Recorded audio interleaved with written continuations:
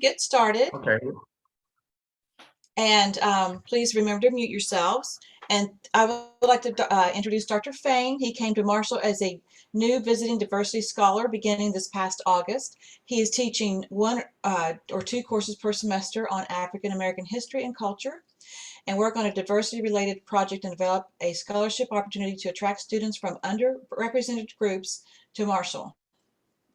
He will be coming back to Marshall for the position after working here previously. He is currently a professor of history at the College of Southern Maryland. In 2019, the University of Illinois Press published his book, Black Huntington, An Appalachian Story, depicting the African American experience in Huntington from the post-Civil War era to the early part of the 20th century. Huntington's location on the Ohio River, bordering both Ohio and Kentucky, gave its Black residents an interesting historic line from a slave state and just far enough away from communities that were far more restrictive to their African American residents. They had unique circumstances in Huntington and used the autonomy. He describes that growth as emblematic of the American story. They started with nothing and began to build. His joining Marshall is among the university's many efforts to celebrate diversity on campus. His book discusses Huntington's rapidly growing economy and relatively tolerant racial climate, which drew African Americans from across Appalachia and the South to the city. It discusses their relative prosperity and political clout, which they used to confront institutionalized and industrial racism, as well as the white embrace of Jim Crow. He believes it's worthy of being told upon the book's release.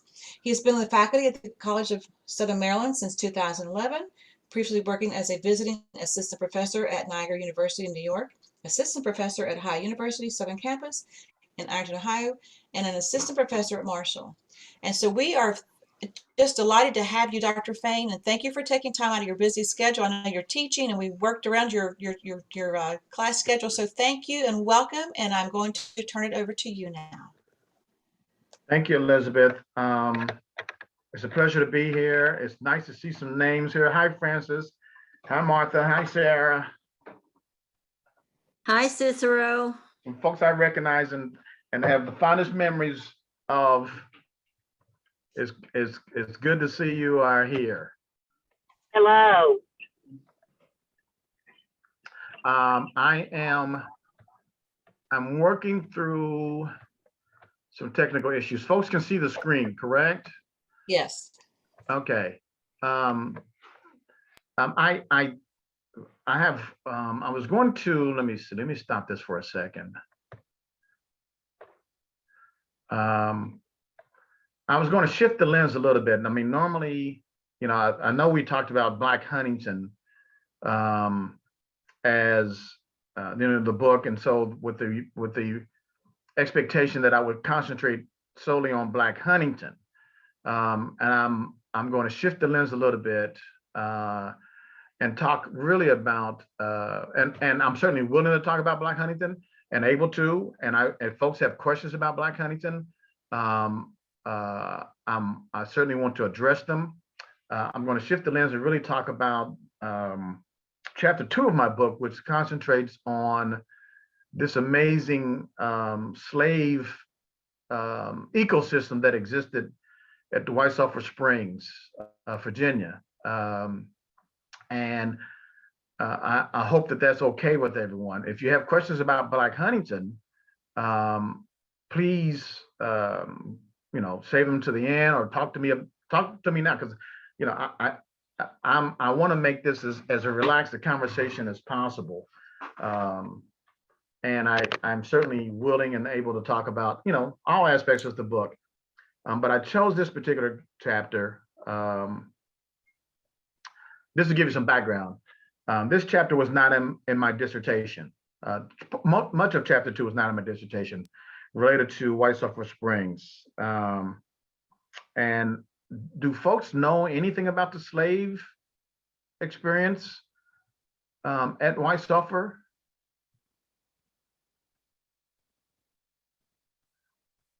So I'll take the silence as no.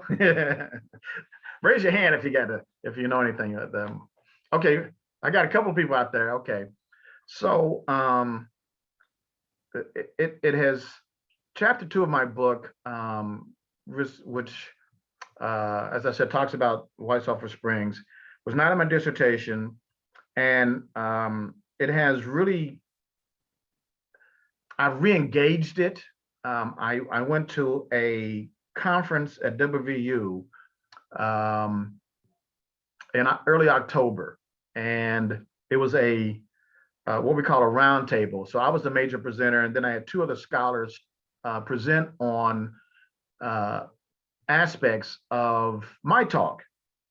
And we my talk concentrated on what I'm going to present today.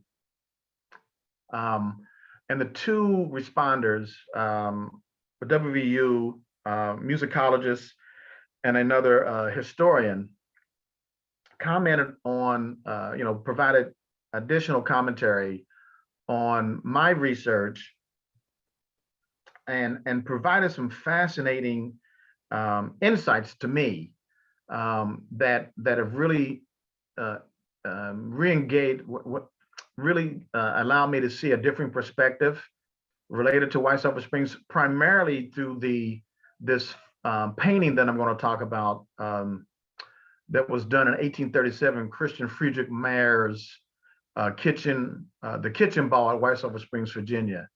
And so I'm going to start off first by, let me see if I can get this back up.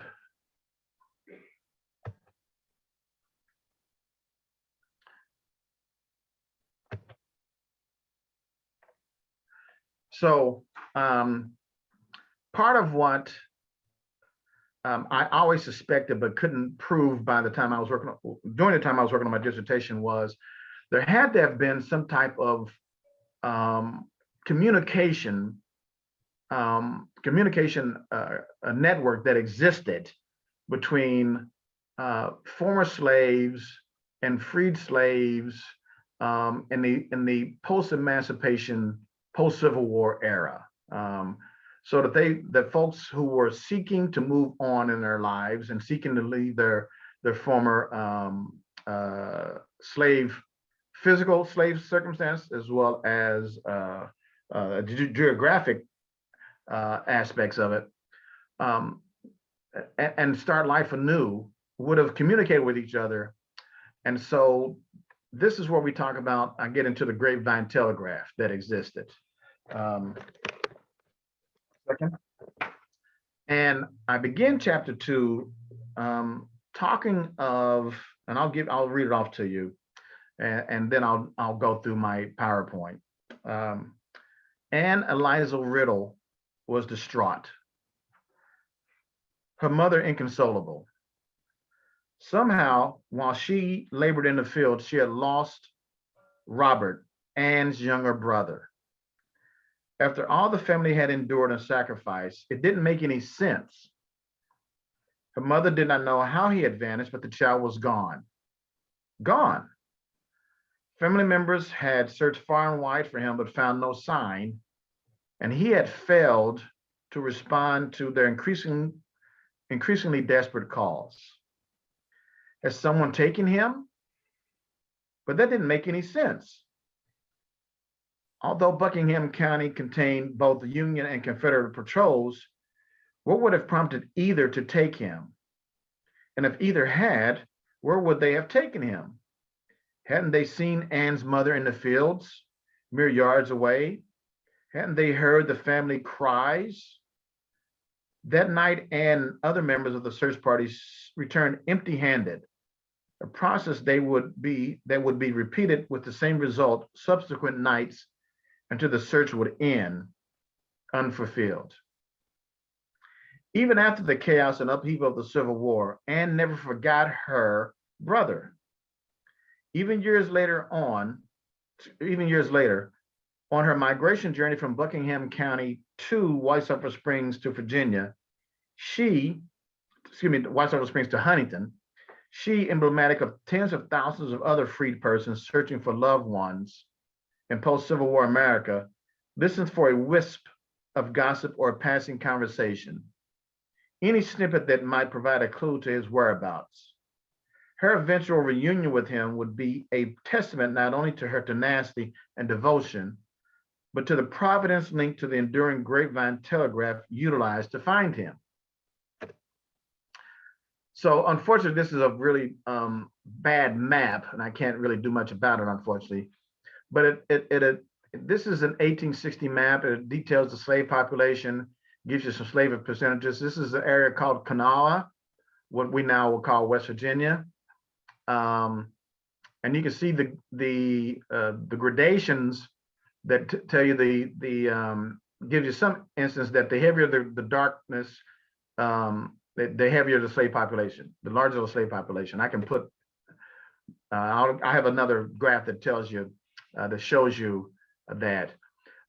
Here is what we now know as the James River, what then was called the James River and Kanawha Turnpike, the Virginia State Road, which would become eventually the Chesapeake and Ohio Railroad line, and then the US 60 and Midland Trail, and then it would morph into I-64. So essentially, I'm trying to give you a historical perspective of the pathway by which freed persons would, as in slaves and freed persons would travel to White Sulphur Springs, which is here, and then from there travel up through Charleston into Huntington.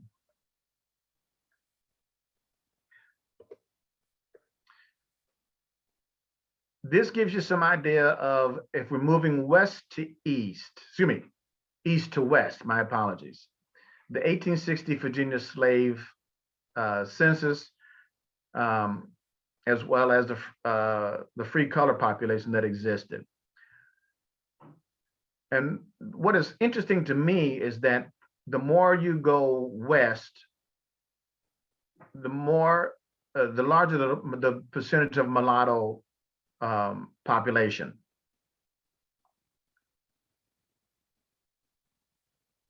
So we start off with Buckingham County going as the east, and then we move, and you see the 59% population enslaved in Buckingham County, 46% in Amherst County, 24% in Rockbridge, 15% in Allegheny, which is the last county in Virginia, and then the first county in West Virginia is Greenbrier.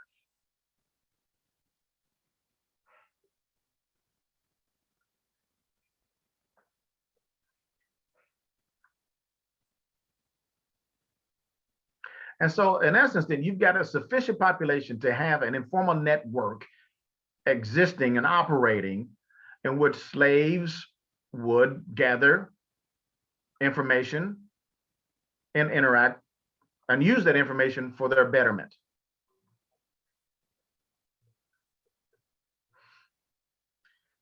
Now, here's the old White Sulphur Springs, West Virginia, and Virginia. That should be a VA, 1858.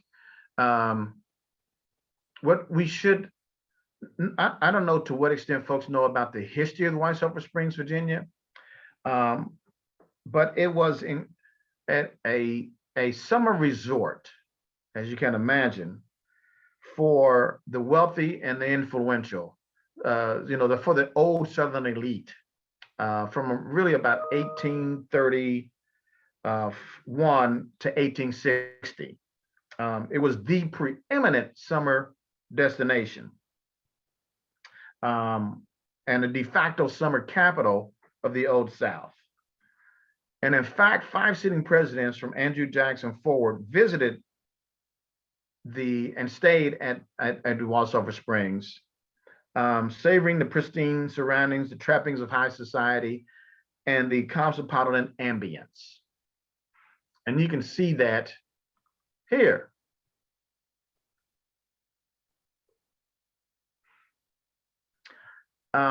By 1860, White Sulphur Springs was the largest resort in the area and perhaps the nation. And it served as the commercial engine and social nexus for the area. Like other meeting places associated with Virginia Springs, the resort's importance as a central meeting place for Southern elite men grew as tensions between the North and the South increased. Unquestionably, many a night was highlighted by the animated dinner conversation among guests and patrons over the issues of the day, none more central than slavery and slaves.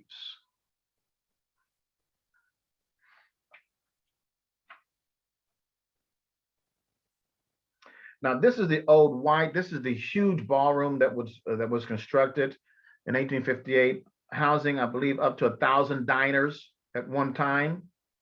And it's important to keep that in mind, the large number and the huge operation that running this ballroom and dining hall would entail.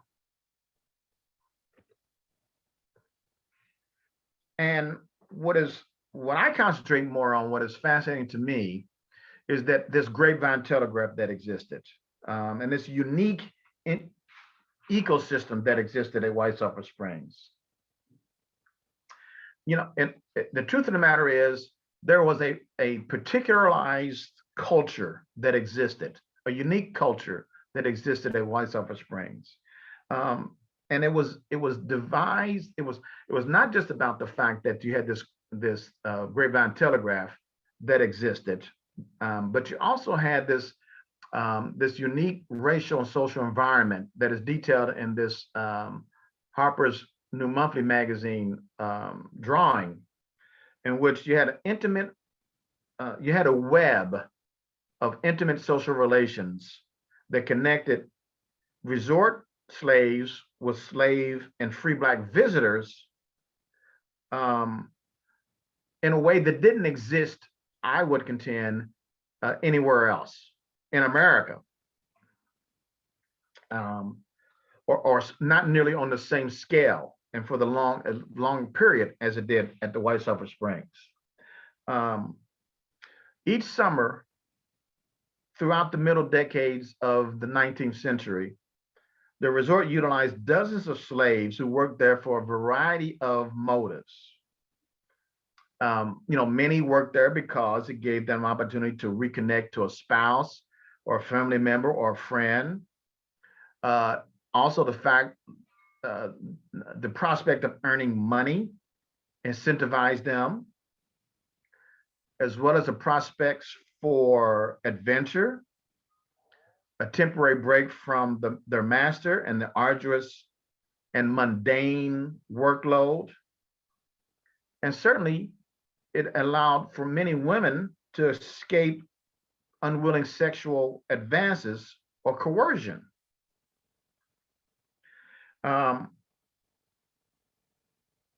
Throughout the mid-1800s, the resort, the growing importance of slave labor to the resort is witnessed. At 1831, the resort's real estate holdings totaled 100,000 and 56,000 for its slaves.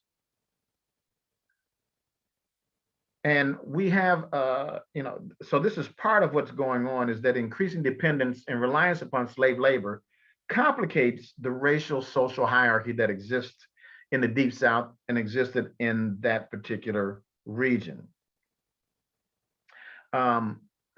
What's important to realize is that you've got dozens, at one given time, you've got dozens of Black men, women, and children from across the South who are intermingling, who are working together, who are socializing together, and many times are strategizing together. Not necessarily to overthrow, you know, the prevailing slaveocracy, but they're strategizing in how best they can optimize their opportunities that exist at White Sulphur Springs. In essence, we have a service-oriented economy that existed here. And so you've got servants, you've got waiters, you've got bartenders, you've got chambermaids, cleaners, and cooks, each of them realizing that their labor offered opportunities to gain cash rewards. And they engaged in activities to exploit them. And they also shared strategies and tactics, information, is how best they could acquire compensatory rewards. All frontline employees, all frontline resort slaves, even the youngest, expected and pursued tips from patrons, ingratiating themselves as thoroughly as they could through flattery, good humor, exemplary and enthusiastic service, professional demeanor, fawning attention, and deference, each providing evidence of his or her subordinate status. This is another drawing. This is a nostalgic portrayal of a black waiter at White Sulphur Springs, and the caption reads, "Haven't I seen you before, sir?" And this is from the New Harper's magazine as well. And essentially what this waiter is doing is ingratiating himself to this white patron. Now, we don't know whether he knows him, the black waiter knows this particular gentleman or not, but the fact that he is acknowledging, or at least acknowledging that I remember you, is one way to build up some sense of rapport and to build up the white gentleman's esteem through flattery. You know, given the hundreds of folks that would have come through there, if not thousands of folks who come through there over the years, for the gentleman to remember, for the waiter to remember a particular gentleman is one way to, for this, the waiter to ingratiate himself and hopefully receive tips because of it.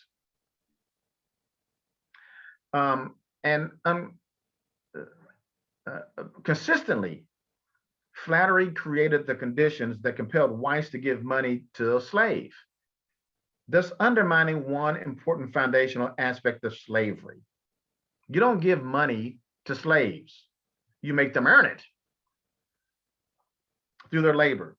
And so this fact, this ethos, differentiated the resort slave from the agricultural slave, who operated within a system of coercion not directly linked to monetary reward for work performed. Resort blacks met, worked, and socialized with a variety of blacks from outside of their locality, including slave and free black musicians from Richmond, Baltimore, and Washington. Moreover, resort and visiting slaves enjoyed leisure activities frequently outside the prying eyes of disapproving white patrons or managers. In the process of working and recreating with others, they exchanged knowledge and culture, helping to create a distinct communal ethos that shaped and molded their actions and responses of resort workers, as well as free and visiting blacks. Okay. Why are you not working? Okay. This is the famous painting that I mentioned earlier. This is Kitchen Ball, White Sulphur Springs, Virginia. Christian Friedrich Mayer, 1838. And by the way, do I have any questions or anything? Everyone's doing okay? Okay. Just want to make sure. Okay, let me get back to the PowerPoint, hopefully.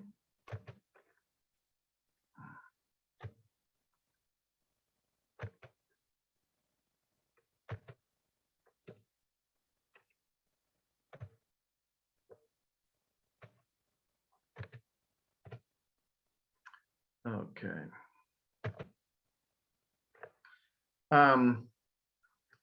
This is the painting I was speaking of, and this is the Kitchen Ball painting in White Sulphur Springs, Virginia. And I find this a fascinating, this incredible depiction of Black life in this time period and at this place.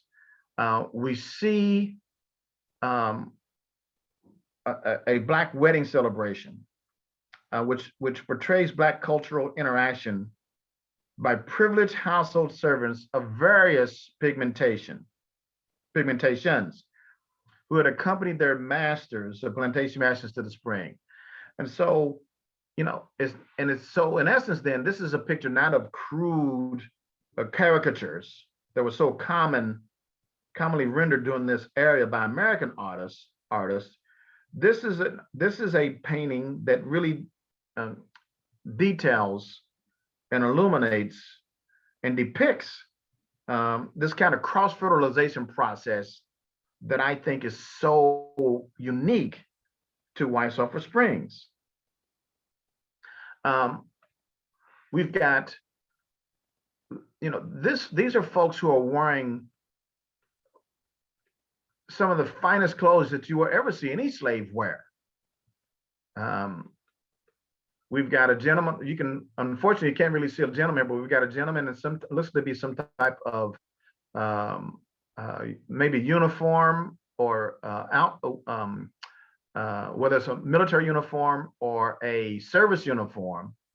We've got musicians here. We've got a gentleman playing the flute, the fiddler, the instrument here, which I'm still trying to do some research on. And what we have then is a really three-dimensional, well, I would contend a three-dimensional portrait of the Black experience at White Sulphur Springs. And it depicts joy, which is something we rarely see in paintings or in renderings of the slave experience. These folks are having fun. And I think that's important, because at least for this day, for this time, the burden of slavery is removed.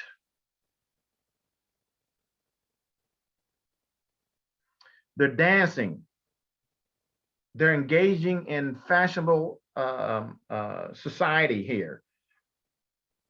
In essence, they are in many ways mimicking and embracing the trappings of fashionable society, leisure activities, and mutual competition. They're vying with one another in courting, dressing, and dancing in the quest for status and acclaim. And in fact, what we see here is slaves engaging in universal human behavior in large measure. They are in the human endeavor of engaging in attitudes and behavior, in a sense to give them a sense of identity, a sense of status, and to indicate and illustrate their individuality. We've got the hat back there, which looks to be of African origin to some extent. And so when we've got the boy here with the dog in the front,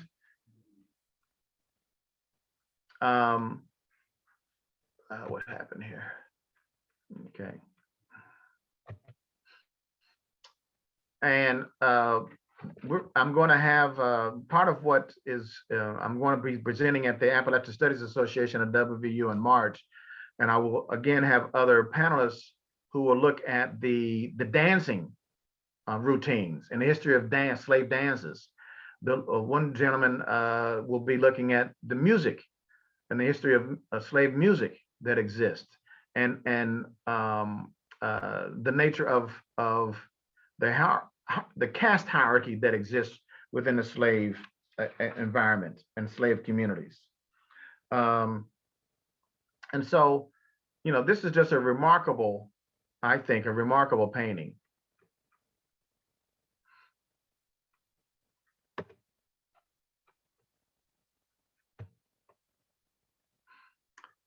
Okay, so I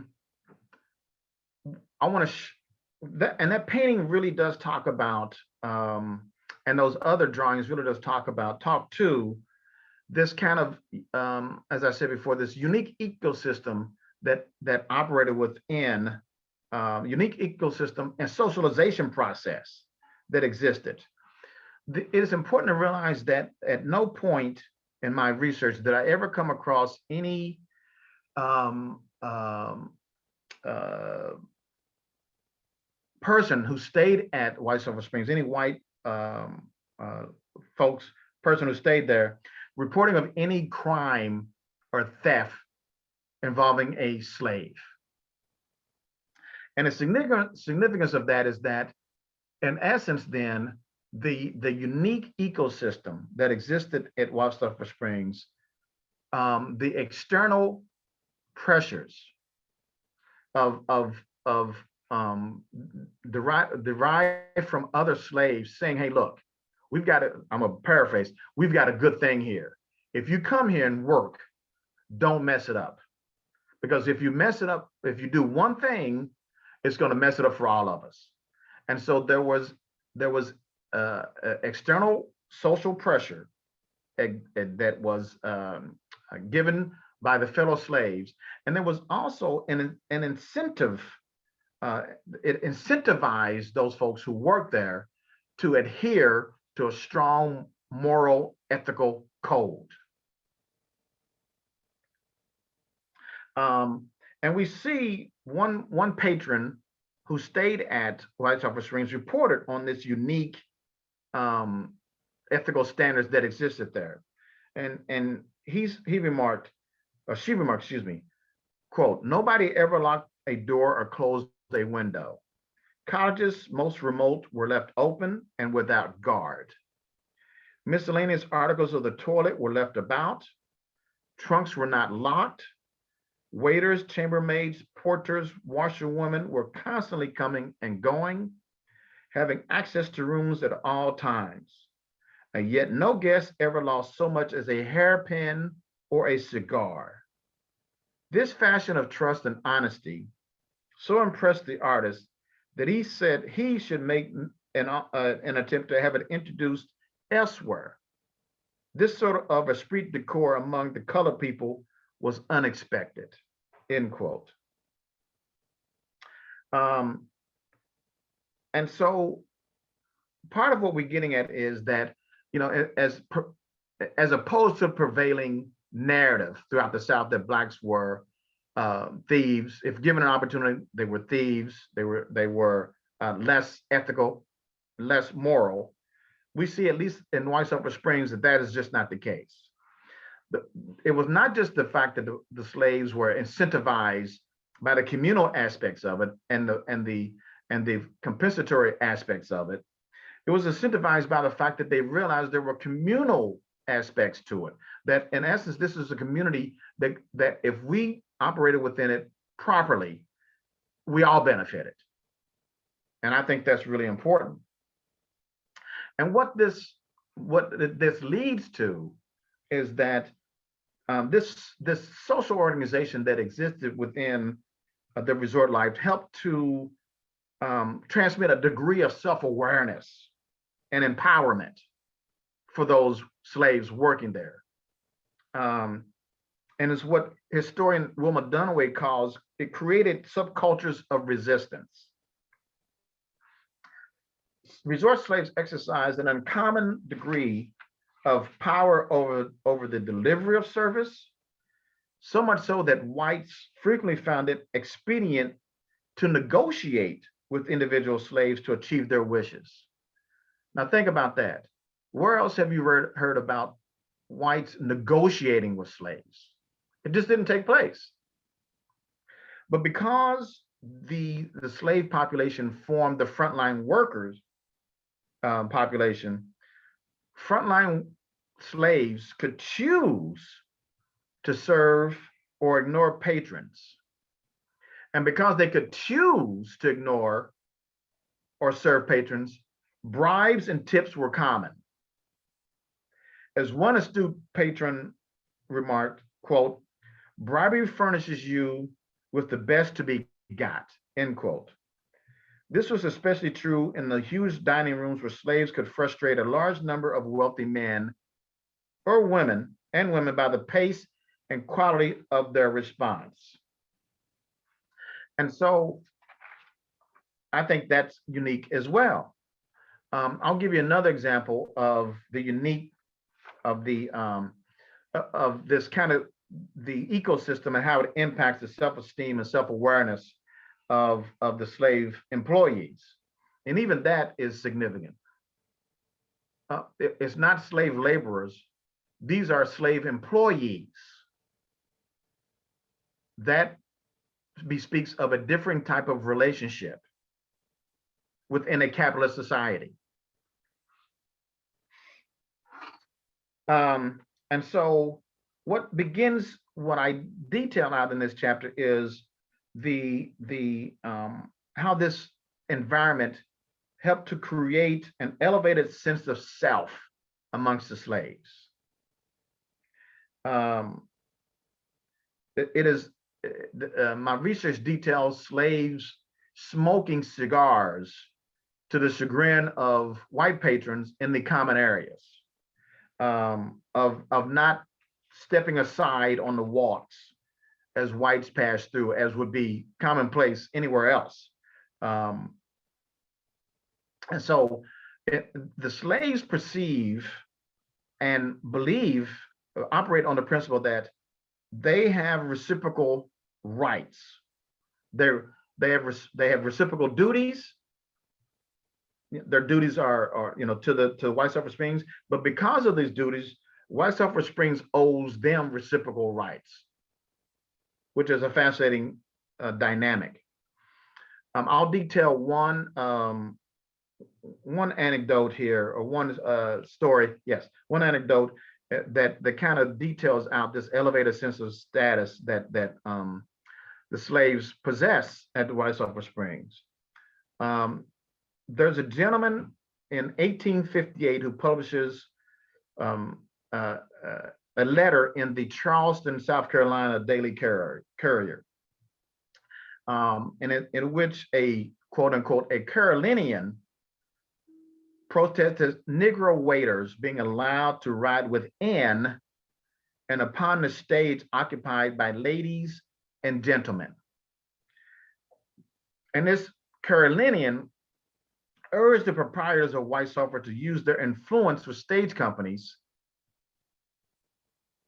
to prevent such affronts to the racial order.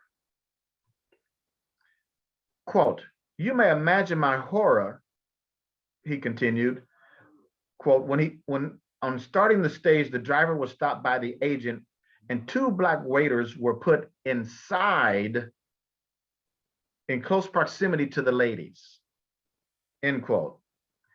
After stepping out on the stage for a moment and losing his seat to a white man, one of the slaves demanded the seat back, and to the Carolinian's mortification, received it. Clearly, the behavior and attitudes of resort slaves demonstrate that they believed they possessed an equal right to these spaces, no matter the wealth, status, and chagrin of white guests.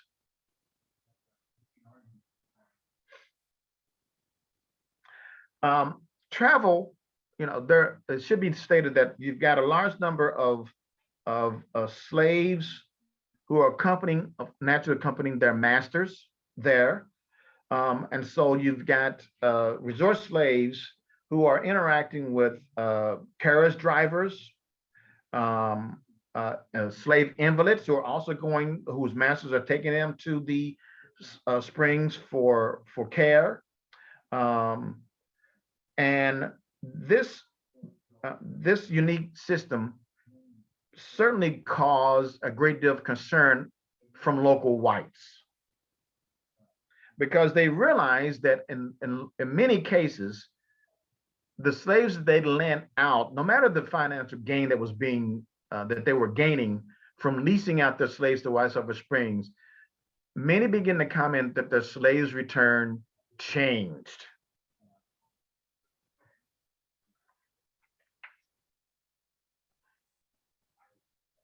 One gentleman even talks about this fact, and he warned against he cautioned his sister-in-law against the hiring out of a female slave who wished to join her her husband at the resort. My advice, he advised, is never to permit a servant to be hired at the springs, especially at the White Sulphur, for few are well satisfied afterwards to resume their plantation duties. He explained, I shall never permit Chapman or any of my young servants to come here again if I have my way, end quote. Even more worrisome for local whites was the threat that the resort's toxic slave culture might spread beyond its walls and infect this area's slave and free black population. So palpable was this threat that the Greenbrier County authorities petitioned the Virginia legislature to change the law to limit the stay of free blacks in the county to only 1 month after their manumission. In this way, the county authorities believed that the free persons would have less time to spread discord and disaffection, or to map the mountain roads that could be used to purloin off their slaves and reach a free state. So, trapped at the bottom of Southern society, resort blacks, at White Sulphur Springs were still subject to the insults and indignities, terror and brutalities so common to the era and region. Women were subject to unwanted sexual advances or sexual coercion by white patrons and possibly white and black co-workers as well. Now, I started off this talk by talking about Anne Eliza Riddle looking for her brother. Anne Eliza Riddle was the mother of Carter G. Woodson. And we know the story of Carter G. Woodson, his migration here, his significance here. And so Anne Eliza Riddle did find her brother. Several years later, while living in Huntington in the early 1870s, a worker from the town overheard the now Mrs. Woodson, she would marry Robert Woodson, speak of her lost brother and remembered a man from his hometown who had heard the name she was using. Anne Eliza Riddle would be reunited with Robert D. Riddle, her brother, who had lived his entire life a few miles outside of White Sulphur Springs in the Ronceverte area of West Virginia as a teacher and farmer. And so, given the primacy of her family in her life, one can only imagine her joy at that reunion. We should know that the Civil War is going to leave the White Sulphur Springs devastated for a time, and Greenbrier County is going to experience a significant black outmigration.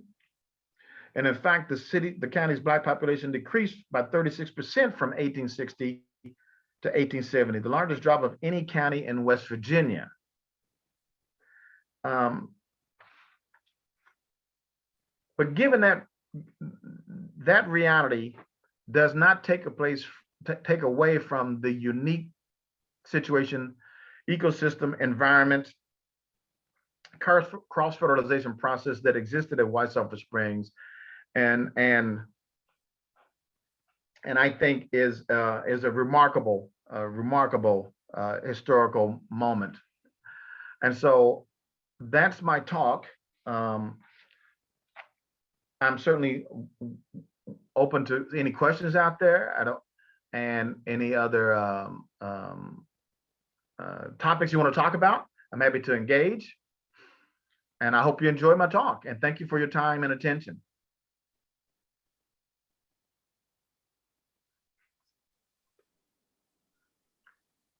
Hey, Cicero, it's Frances. Hey, Frances. I just looked up, while you were talking, I quickly looked up Christian Mayer because I had not seen that painting before.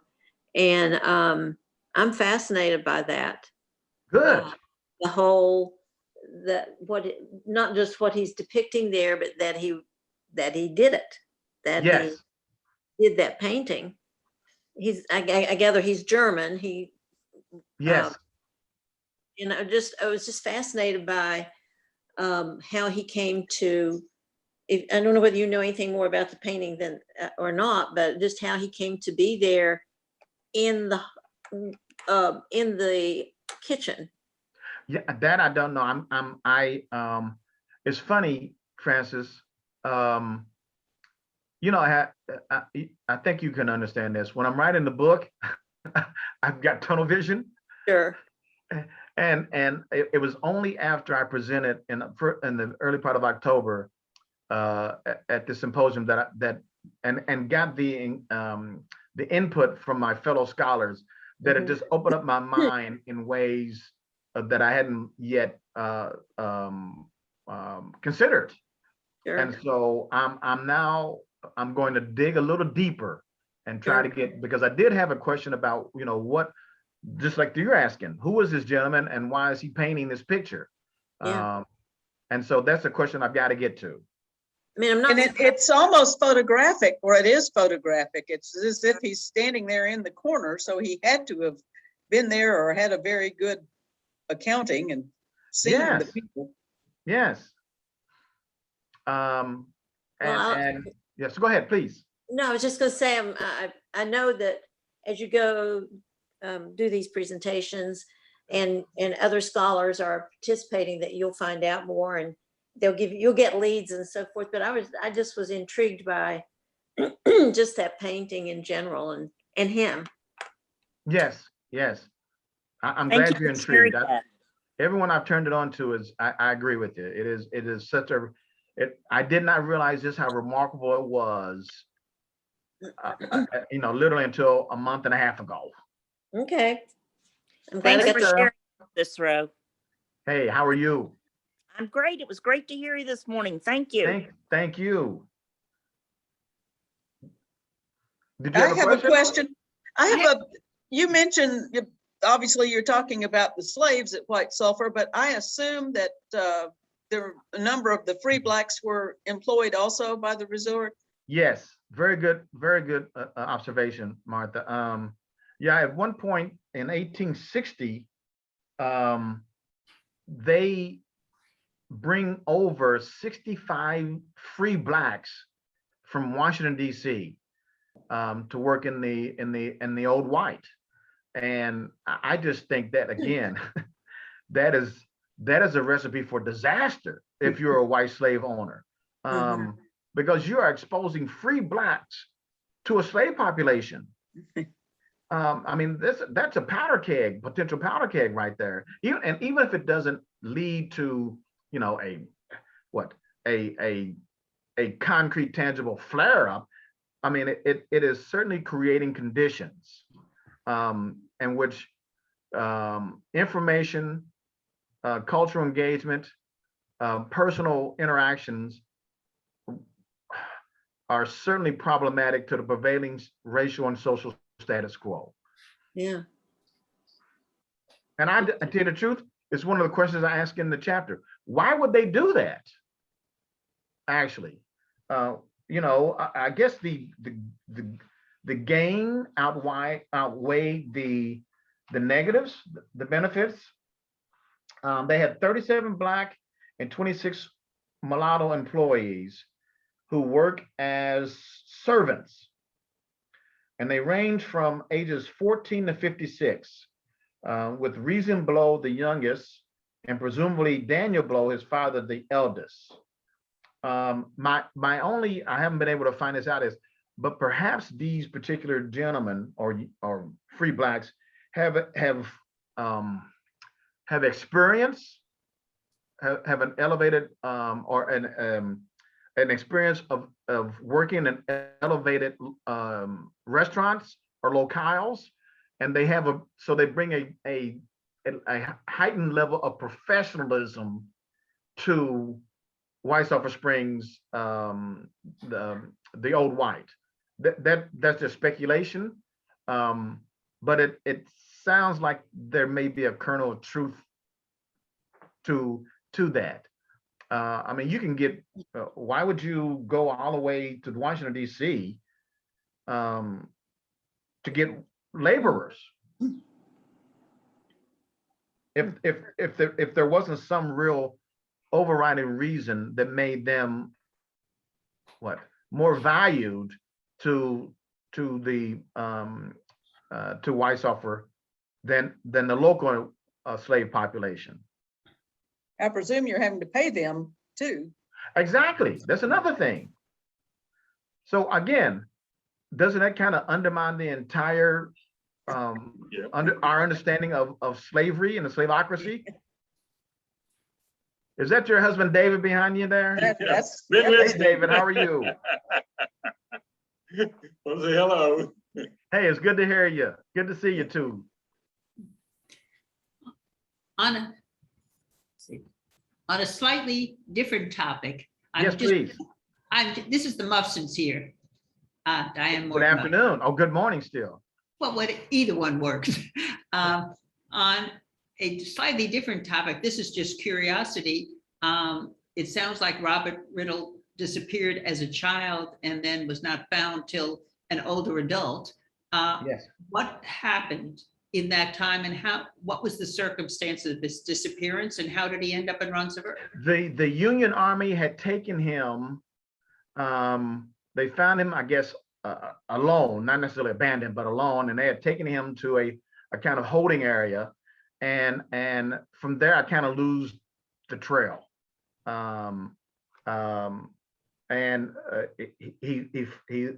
He spends his time in Ronceverte. I presume that's how you pronounce it. I always get that word mixed up, just outside of Lewisburg.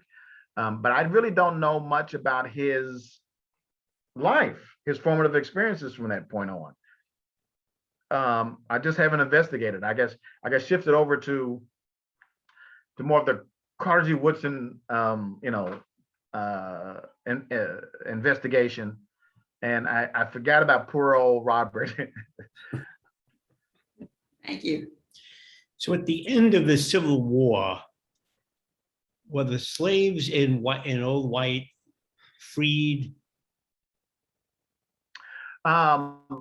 Yes. Well, I mean, remember now, West Virginia, the Emancipation Proclamation doesn't apply to West Virginia. So that takes place in 1863. So in essence, we still have slavery existing until 1865, the end of the Civil War. And just like the out-migration that takes place in Cabot County in the aftermath of the Civil War, the same thing happens in Greenbrier County. To me, it is fascinating. It is, and I don't have an answer for it, of course, but it's fascinating that this particular county is the #1 county for out-migration of Black folks. So, what is unique? Is it the Weishofer Springs dynamic? What is it about Greenbrier as opposed to Kanawha, or as opposed to Pocahontas County that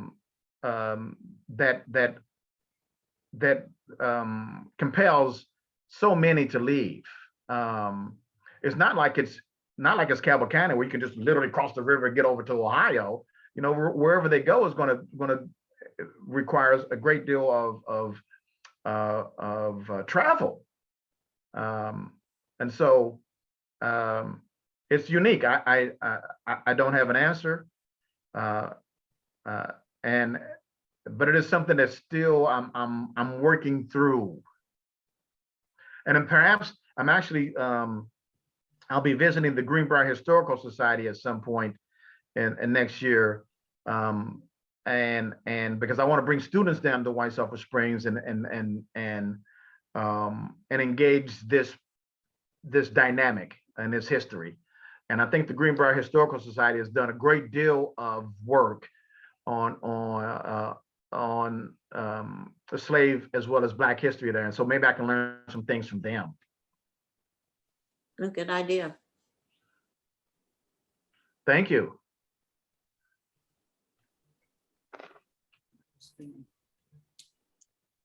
Do we have any other questions or comments for Dr. Fain?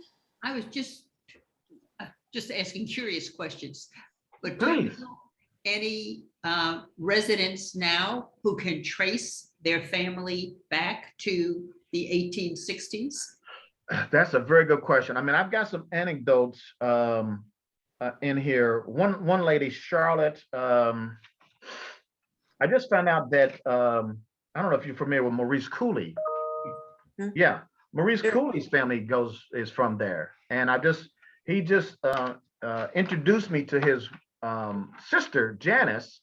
I mean, literally yesterday, via email, and and I think Janice is going to be able to help me out to kind of give me additional, maybe some additional materials or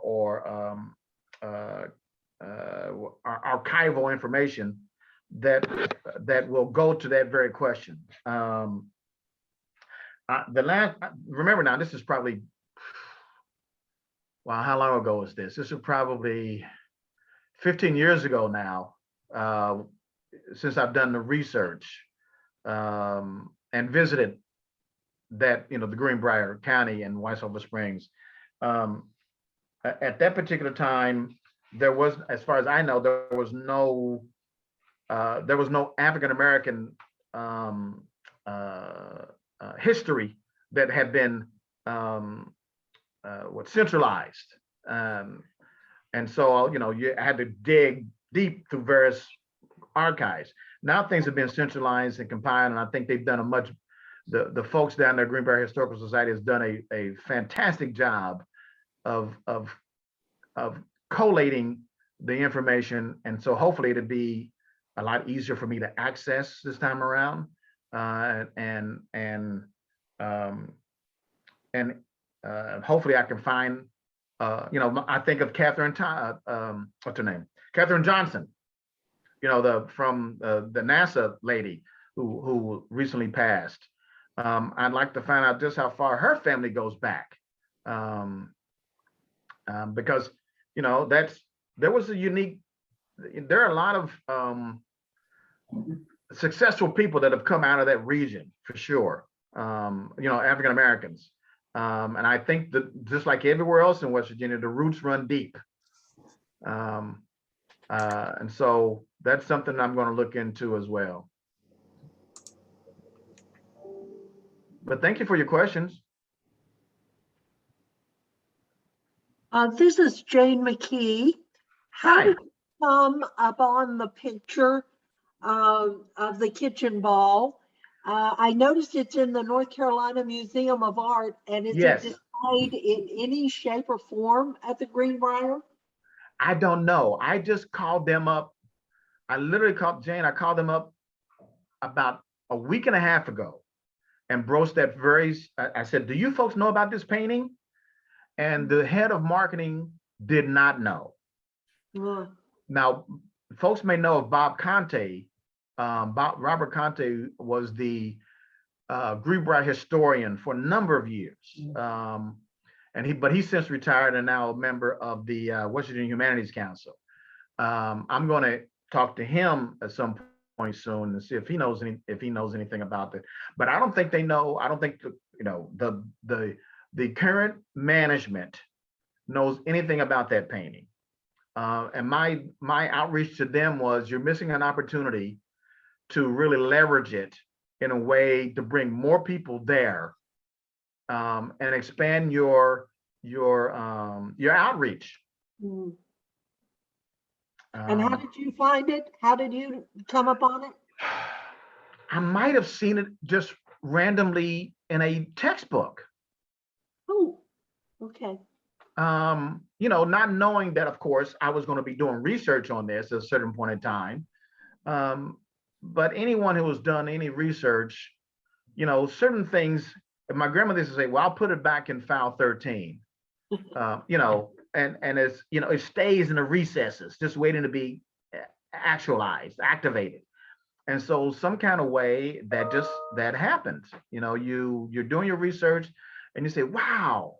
And then you make these connections, and I'm just gratified that other folks have contributed to this conversation in a way that has benefited my own perspective, enlarged my perspective, and will benefit my scholarship.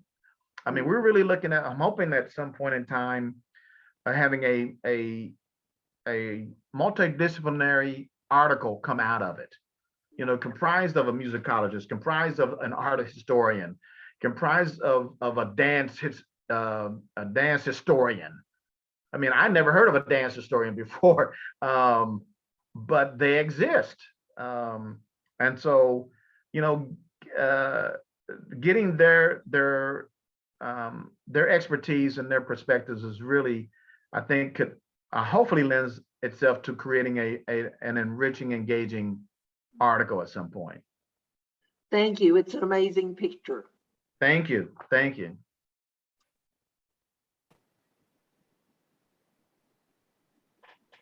Do we have any other questions or comments for Dr. Fain?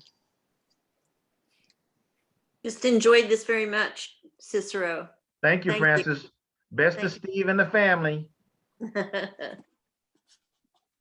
Tell him I'm going to get him the next fantasy football game I play with him. I will.